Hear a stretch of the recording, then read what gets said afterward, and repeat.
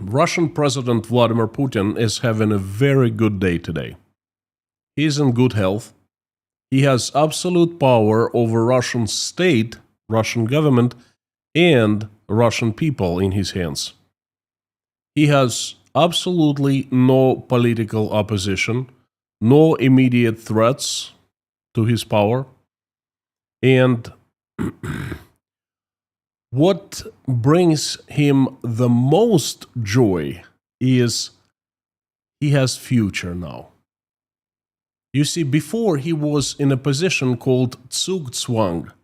It's when any move one makes in the game of chess lands him in a worse position. For 2.5 years, Vladimir Putin was in Zugzwang. He had no future. And now, Zugzwang is in the past.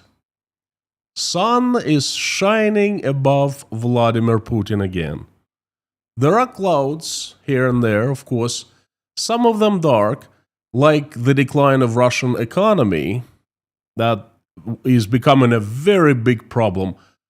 But it's nothing major any longer, as Vladimir has a very good friend named Donald, who's been trying to, in very odd way, appease Putin, bailing him out for the past 6 months.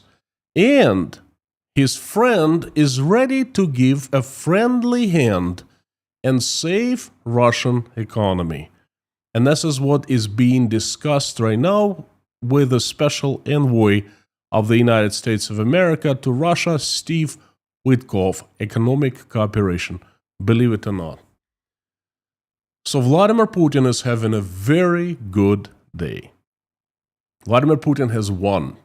And in today's video, I want to document the story of his win and ask some questions, because I have quite a few and I don't have answers. So let's get right to it. Howdy, everyone. My name is Konstantin. Welcome to Inside Russia, where usual Russia is explained by the unusual Russian. As usual, you will not find any lies, propaganda, or BS here. Instead, you will find truth, common sense, and logic. And emotions, too. Because I'm a human being. And anger. And that's gonna be today, you know. I don't like to be angry, but I can't help it. Now, before I start, I'd like to tell you that today there will be no live stream chat. I apologize, I just don't feel like doing it. It would be too much for me emotionally. I want to break down this video into 2 large parts. In first part, I want to remind everyone what happened, step by step, because I think it's incredibly important to remember what happened. What happened and who made it happen. And in second part, I want to ask questions that I cannot find answers to. Perhaps you can answer some of them for me and enlighten me in the comments. Or perhaps I just give you food for thought. That's good too.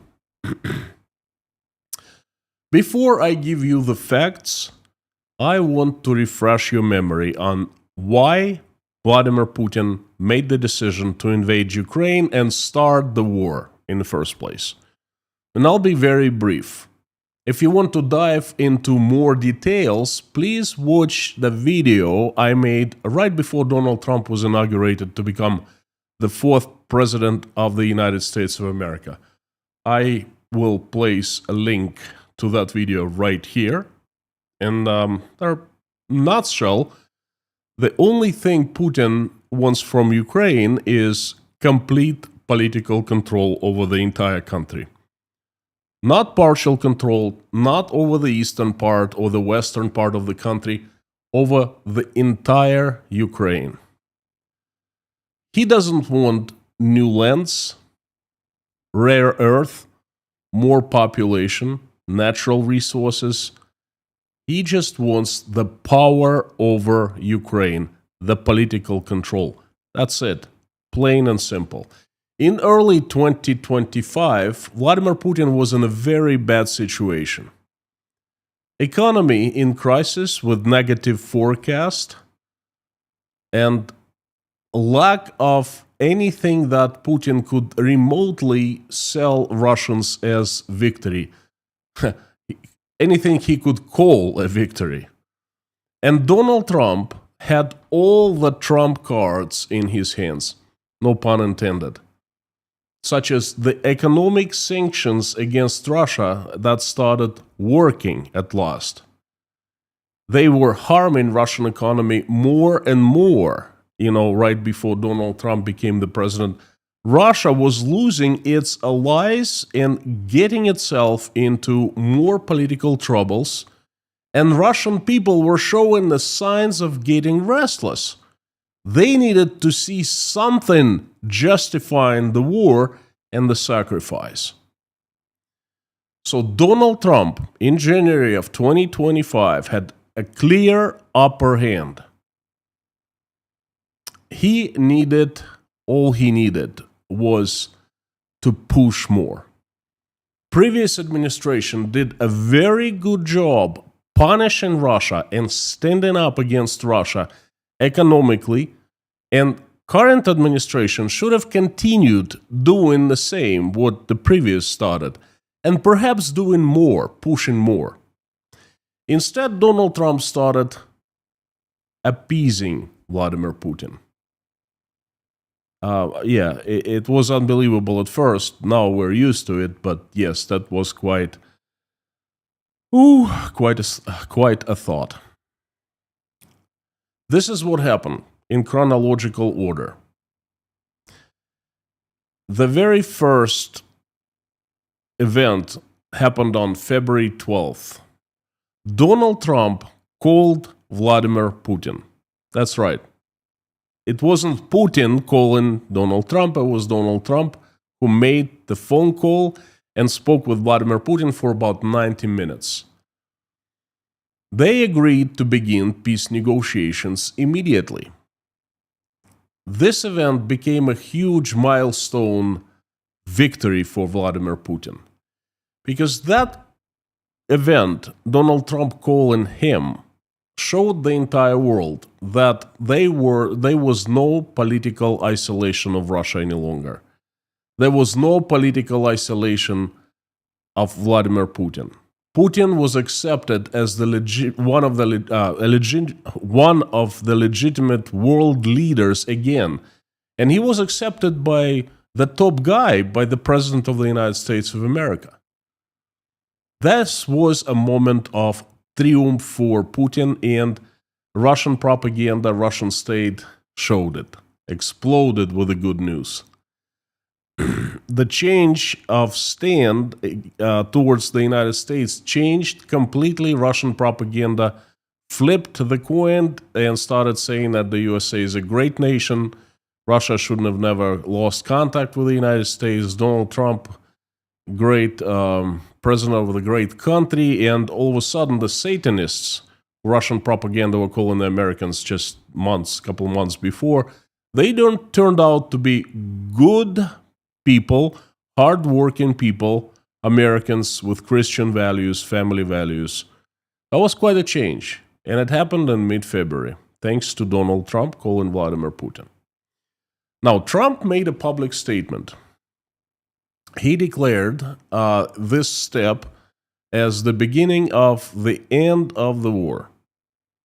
He tasked the Secretary of State, Marco Rubio, the head of National Security Agency, Mark Waltz, the CIA Director, John Ratcliffe, and his envoy to Russia, Steve Witkoff, with leading talks. And the talks followed.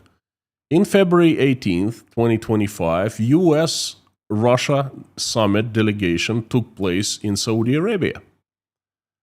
American and Russian officials, Lavrov and Rubio among them, met in El Riyadh, the capital of Saudi Arabia, and discussed ending the war in Ukraine. And they discussed it just between themselves, without Ukrainian and European delegations. Was a very criticized move, but it happened.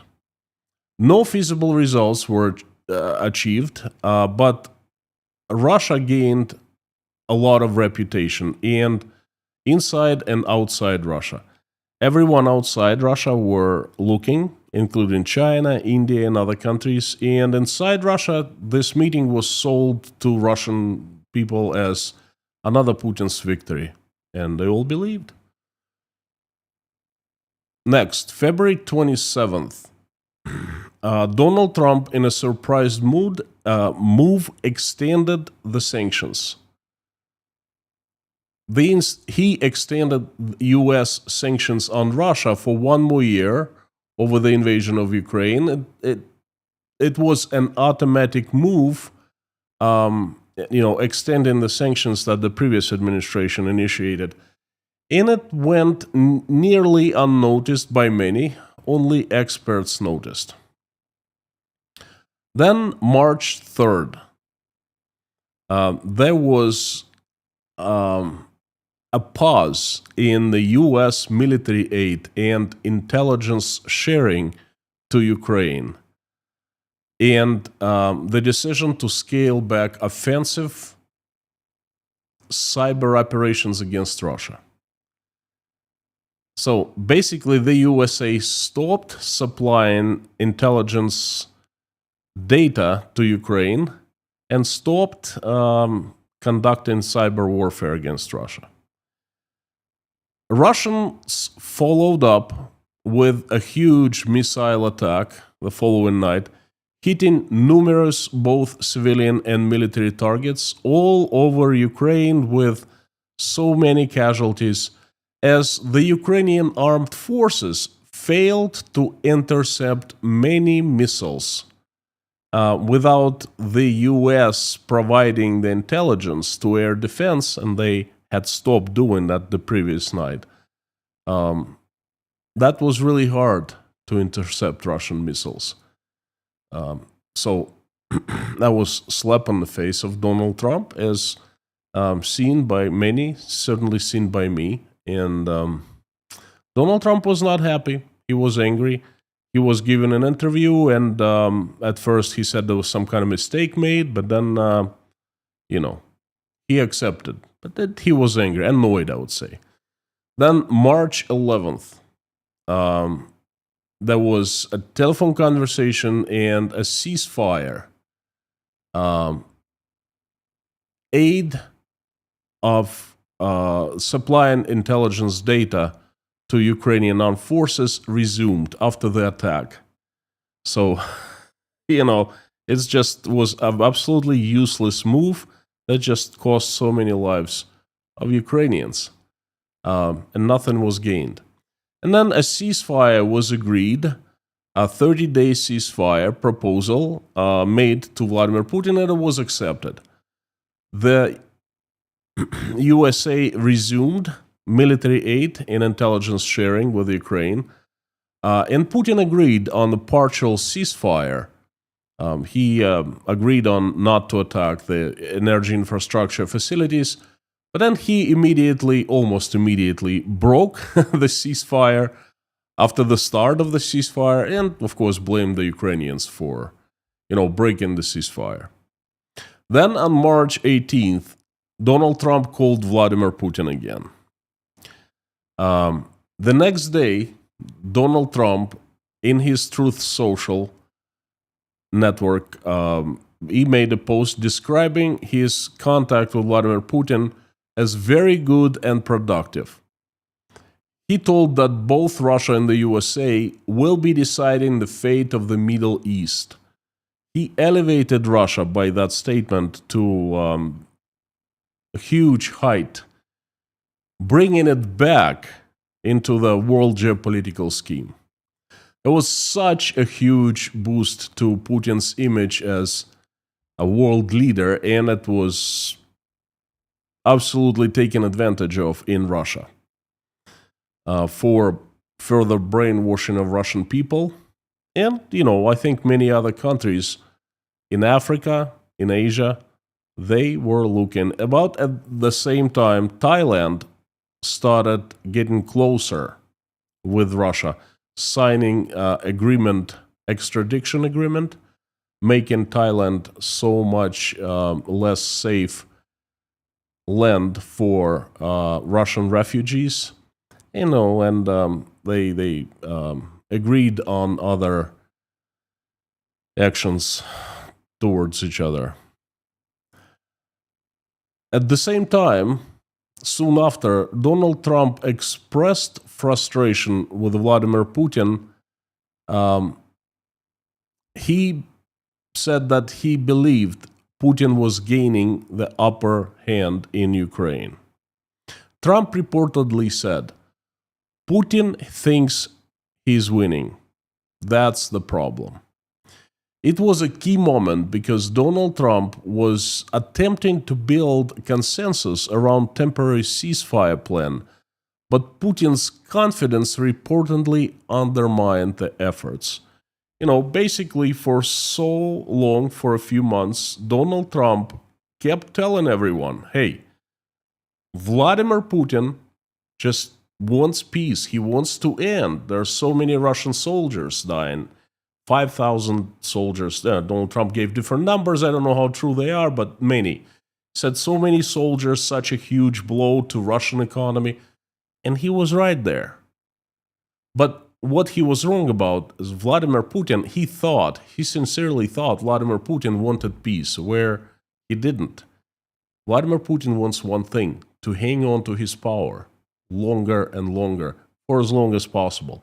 He doesn't care if it's the war.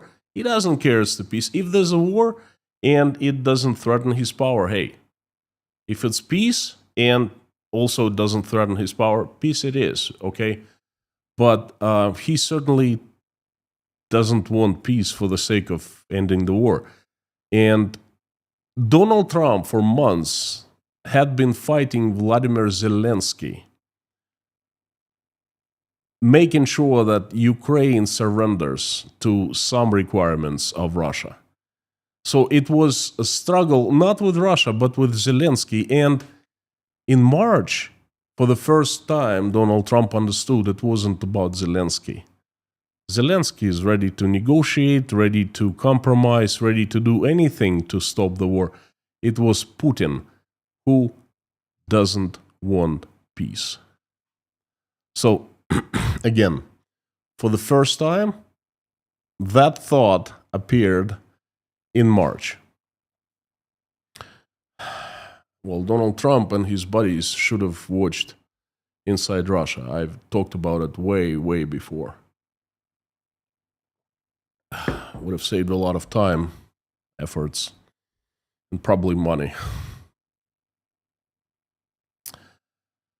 Mid-March 2025, Putin started stalling the negotiations. Putin claimed the ceasefire would favor Ukraine, rejected ceasefire, proposed ceasefire after a call with Donald Trump again.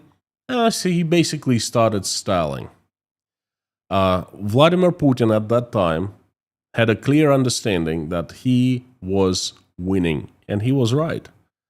And he decided to declare the victory on May 9th, V-Day celebration.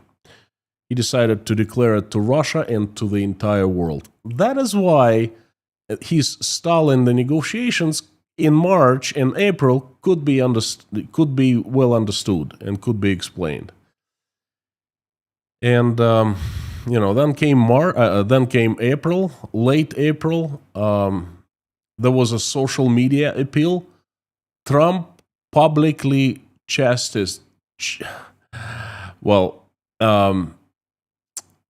condemned Russian missile and drone attack on Kyiv. There was a huge attack on April 23rd. And he urged Putin, I quote, not necessary. And it's very bad timing, Vladimir. Stop. 5,000 soldiers a week are dying. Let's get the peace deal done.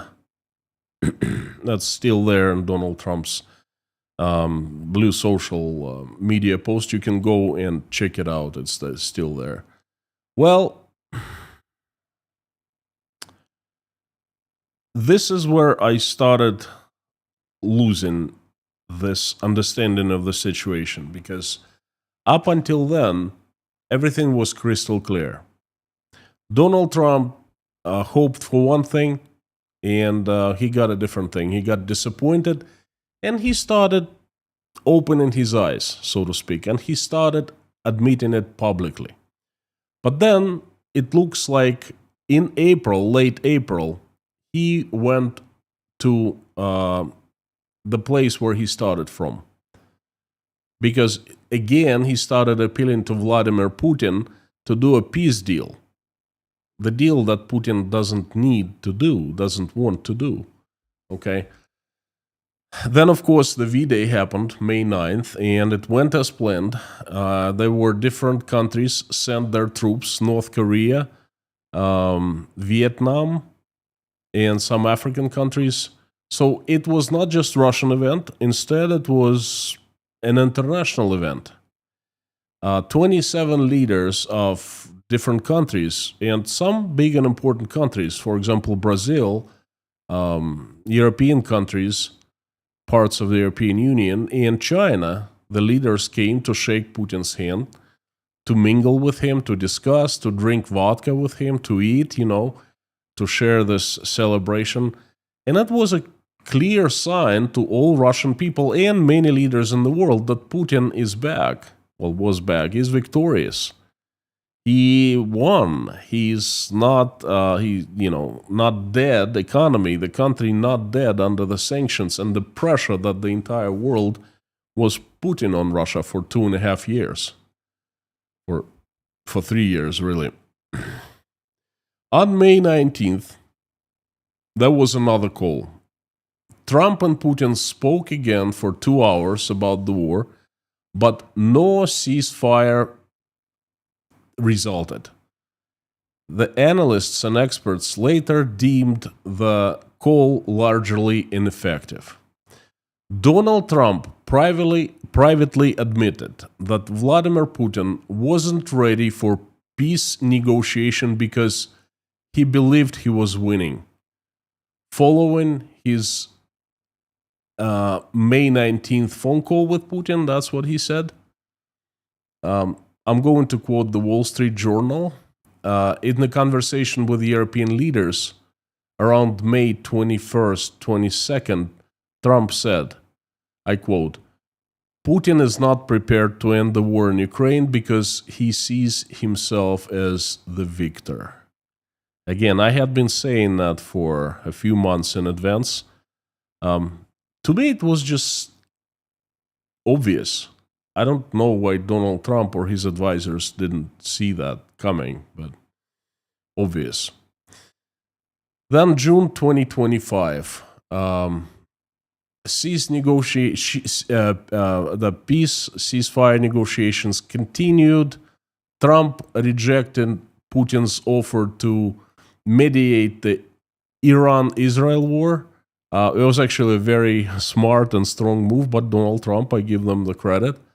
Okay, Vladimir Putin called him that time. You see, Putin needed to speak to Trump, and it was the first time he called Trump, and he offered his help mediating the war. And Trump said, why don't you just take care of the Ukraine and the war in Ukraine first?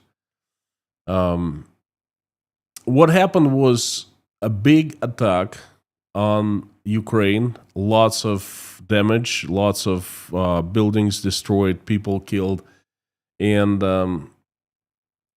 2 senators, among them was Lindsey Graham, traveled to Kyiv, and the U.S. senators backed secondary sanctions package, 500% tariffs on buyers of Russian oil to pressure Russia to stop the war. And in July 2025, they were more threats of tariffs, and they were more supplies of arms to Ukraine. Donald Trump approved more weapons for Ukraine. And on July 14th, he specifically offered Patriot missiles for Ukraine, but demanded that it would be financed by European Union, NATO countries. He threatened 100% tariffs on countries who were buying Russian oil unless a ceasefire would be reached by September. So initially, he set up the period of 50 days, but on July 28th, he changed his mind, he's changed his words, his promise, and he set up a sharper ultimatum: 10 to 12 days for ceasefire agreement. Late July, early August, very recently, Dmitry Medvedev, former president of Russia, made a threat, sarcastic threat, towards the United States. And Donald Trump made the second move, strong move, that, I I find very good. Okay, instead of answering Dmitry Medvedev provocative nuclear rhetoric, Trump just ordered 2 U.S. nuclear submarines to be repositioned near Russia, just in case. A strong strategic warning. Nice. I like that. And in early August of 2025, the sanctions on Russia's shadow fleet followed. More sanctions. Donald Trump prepared a sanctions package targeting Russia's shadow oil tanker fleet unless Putin would agree to ceasefire by last Friday. Well, obviously, there's no ceasefire. Donald Trump also threatened India with 25% tariffs, global tariffs, if India continued to buy Russian oil, plain and simple. Again, Donald Trump called Ukrainian war a really horrific war, urging Russia to negotiate to avoid more sanctions. Now, besides, I'm almost done with this history. I find it important so you understand what happened. Besides the phone calls, they were visits of the special envoy of the United States of America to Russia, Steve Witkoff.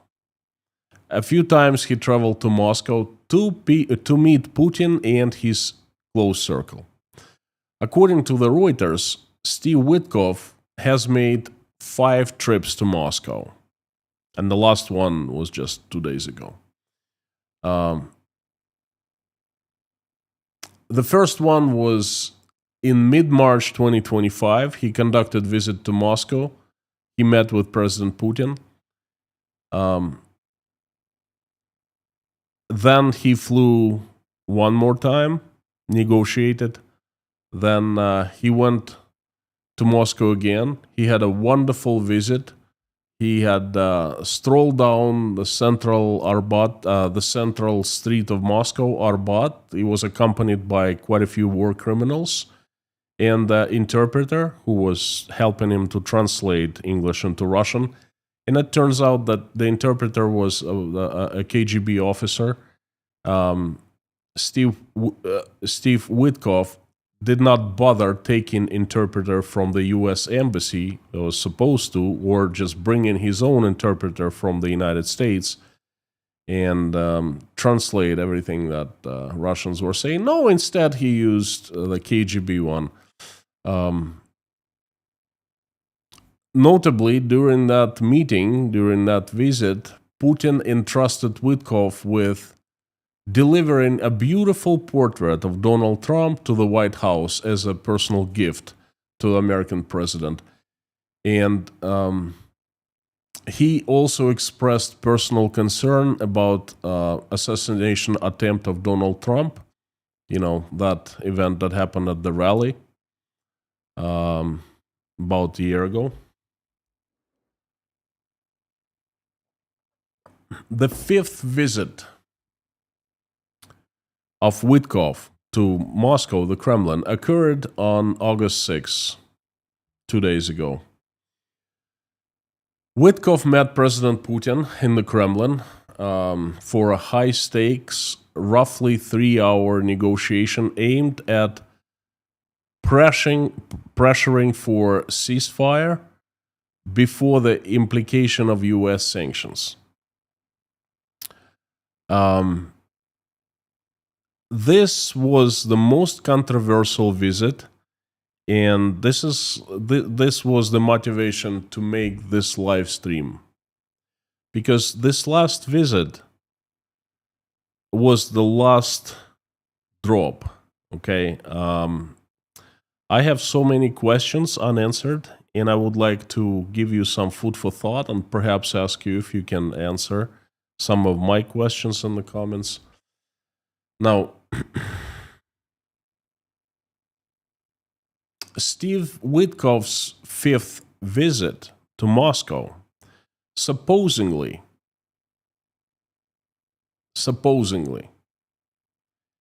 was the offer of Ukraine's surrender.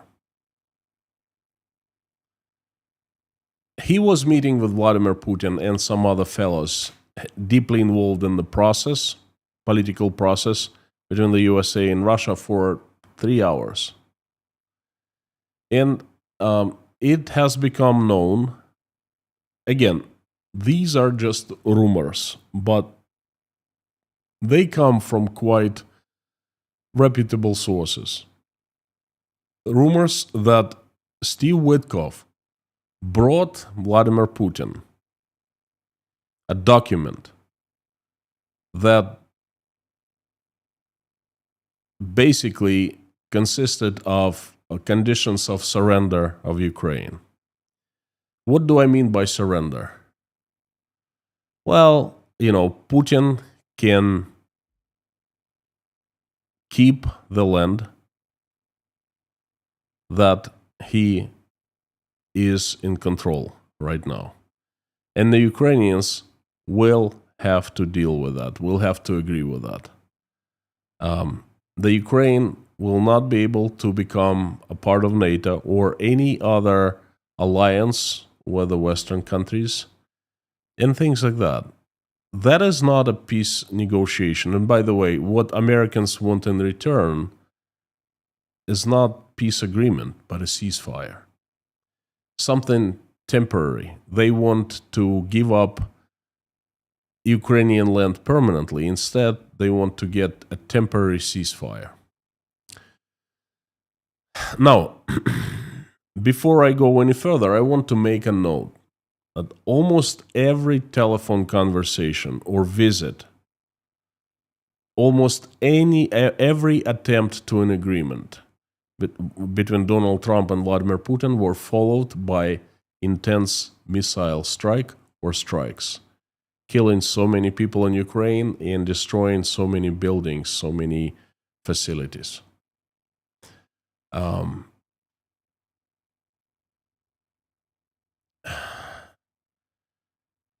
I don't know, perhaps it's just me, but I see. Can you imagine Donald Trump talking to Vladimir Putin and telling, hey, he's a good guy, he means well. Well, he didn't say means well, but that's a message. We can negotiate. Russia is a great country. We need to decide the future fate of Middle East and so forth. And then after that, Vladimir Putin almost immediately bombs Ukraine more and more. Can you actually believe that happening? That's I consider it an insult. Okay.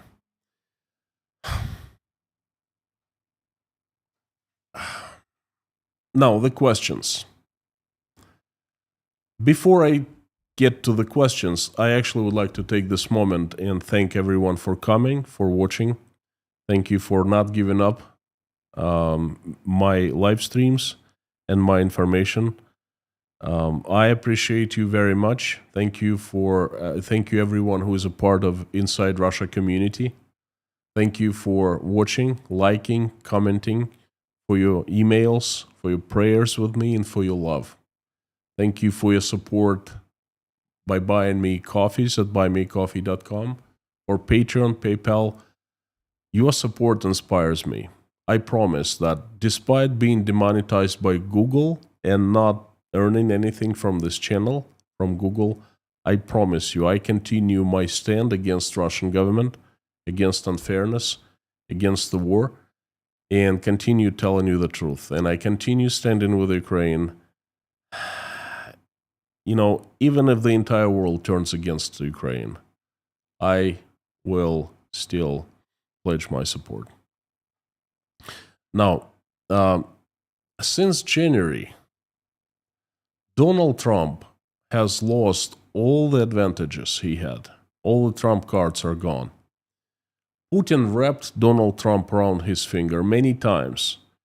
He humiliated Donald Trump publicly, and the thing is, Donald Trump accepted that, accepted he understood, accepted by saying he was mad.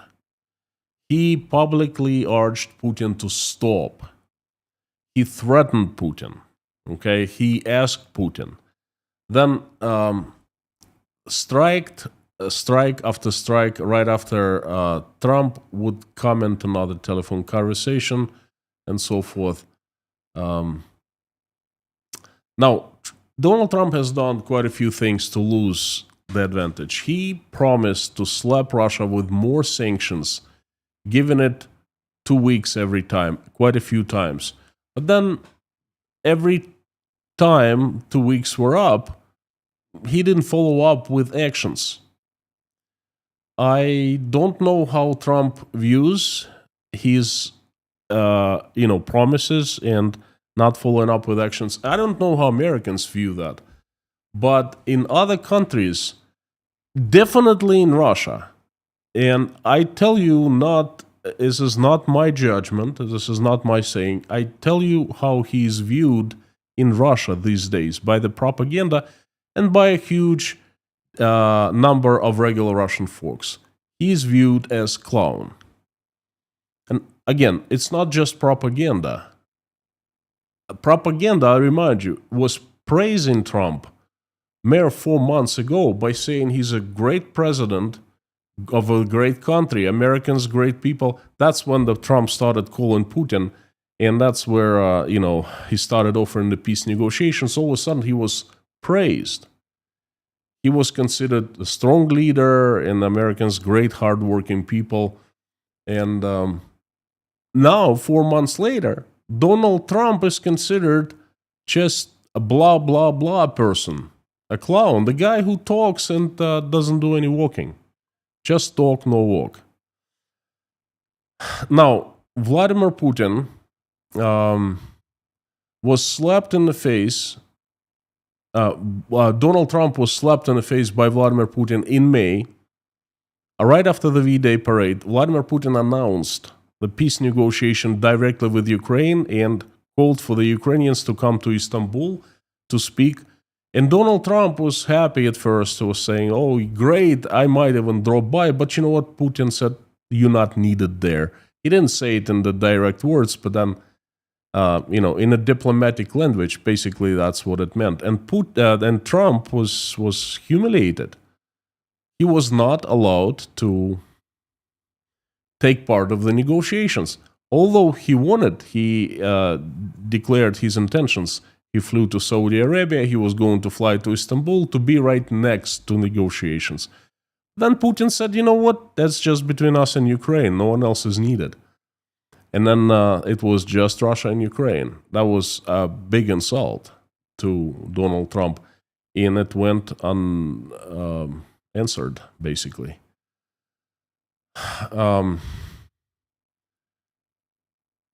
The only good things that Donald Trump did, and again, I give him credit, he sent the nuclear missile submarines towards Russia, and that was a very strong answer. And you know what happened in Russia? That answer drew a lot of respect immediately in Russia, among Russian propaganda and among Russian officials. Yeah, they were saying, blaming Trump for making bad choices. But between the lines, you could read respect. because it was one action that was not blah, blah, blah, but actually he walked the walk. Okay. And then, of course, Donald Trump gave the last warning. In Russia, it's called the last Chinese warning. And he said that Russia has 50 days to reach peace agreement. And then he switched it to 10 days.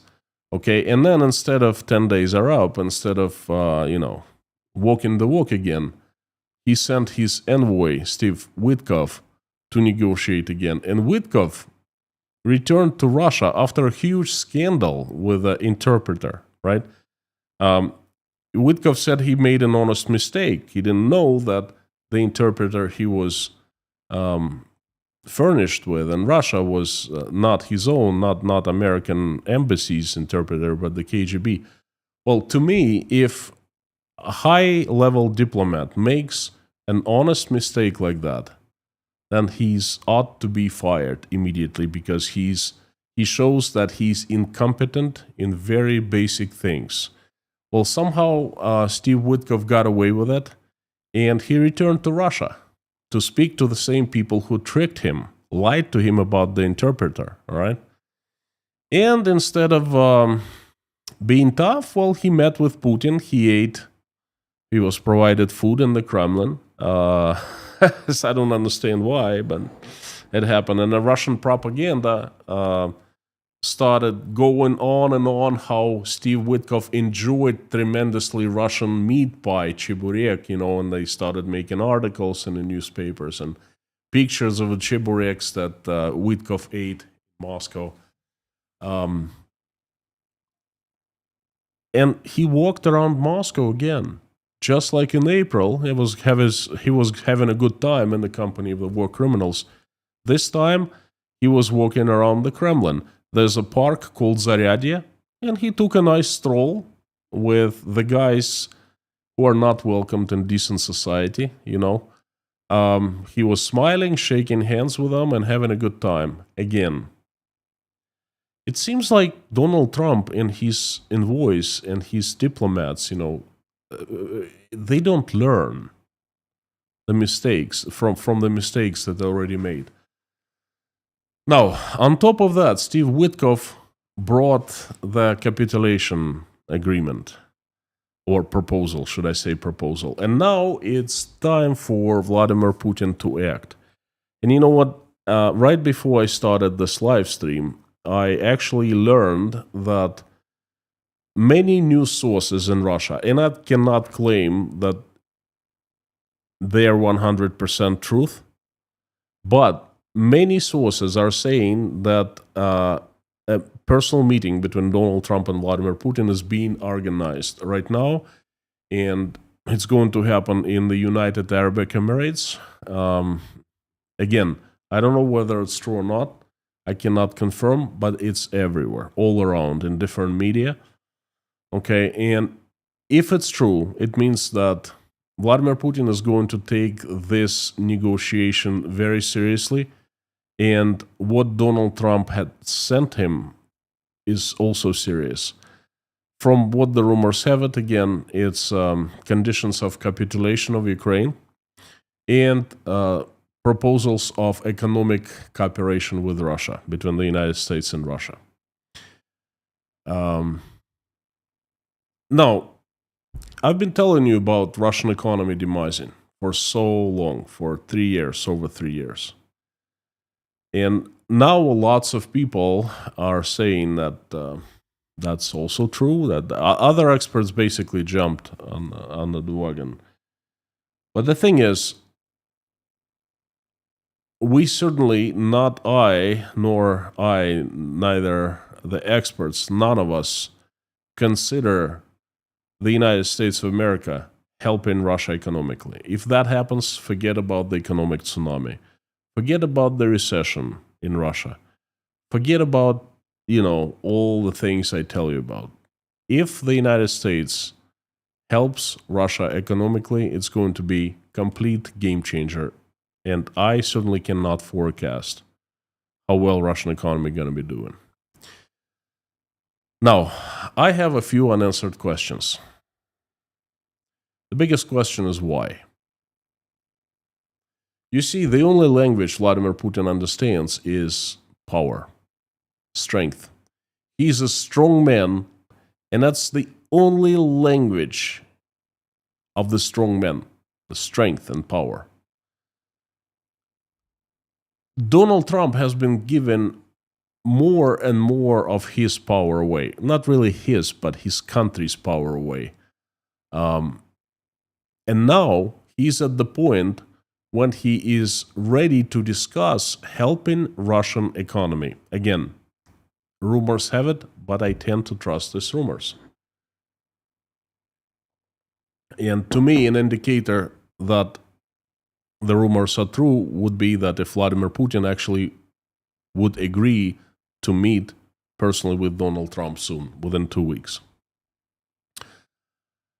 This is simply insane. Cooperation between Russia and the United States, economic cooperation.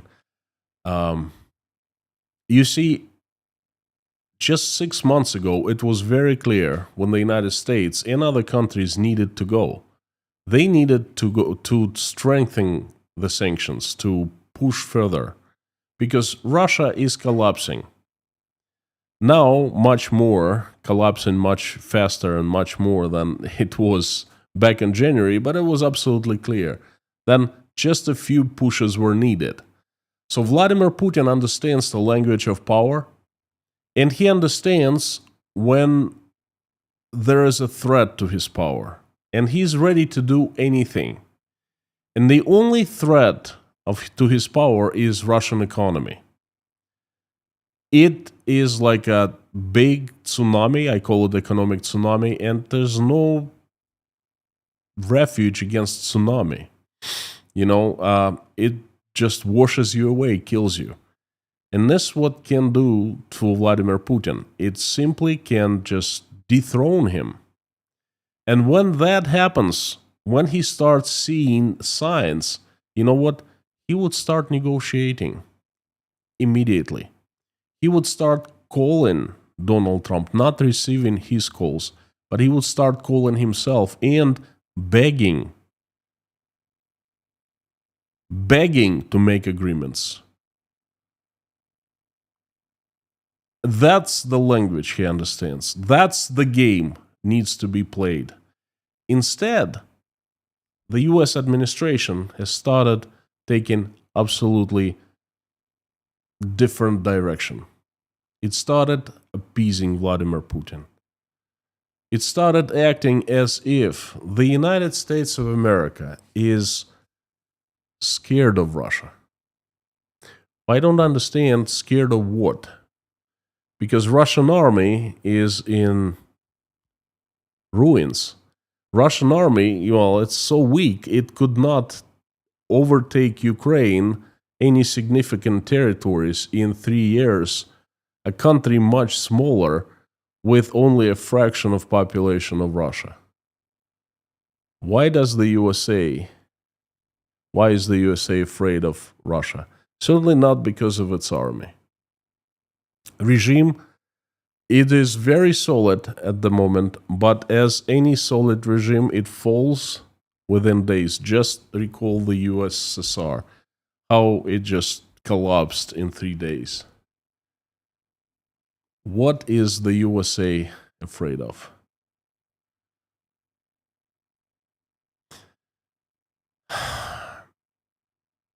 What does the USA gain from Ukraine's surrender?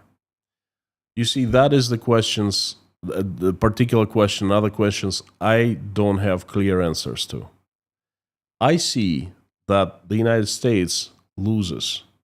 It loses economically, and it loses as much worse lose. It loses as the leader of the free world.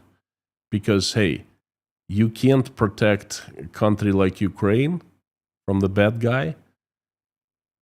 Not even that. You take steps to actually force Ukraine surrender to the bad guy on terms very unfavorable to Ukraine. And if you do that to Ukraine, what are you going to do to other countries? and people in other countries thinking, what are you going to do to us? Is there a personal gain that Donald Trump plans to get from this situation? Perhaps he wants to be heralded as the peacemaker. Perhaps he wants to receive the Nobel Prize. The rumors have been going around like wildfire. Perhaps he wants that. Not so sure. I highly doubt he would get Nobel Prize for having Ukraine surrender to Russia and give up so much land that is Ukrainian. So I don't quite understand why the administration keeps on making the same mistakes over and over again. Why it doesn't learn from the mistakes made in the past. Why does Donald Trump officially call Putin a person who doesn't want to reach peace agreement because he thinks he's a victor? On another occasion, Donald Trump honestly makes a statement in the Blue Social or Truth Social, whatever this thing is, of his social media, Truth Social, right? So that Vladimir Putin never intended to reach peace. He was always playing games. Okay? And now Donald Trump already realized that. Good. But instead of acting accordingly, he goes back to, point zero and starts going to the same direction he already made mistakes at. That I don't understand why this is happening. Friends, if you have some answers for me, I would love to hear them in the comments down below. Perhaps if you don't have answers for me, there is some food for thought. Try to think of the questions that I just voiced here and try to find your own answers. Thank you so very much. I will see you tomorrow with a crazy Friday news update. That the crazy news that come from Friday. There's gonna be plenty of crazy news. So I hope to see you tomorrow. Carthago delenda est.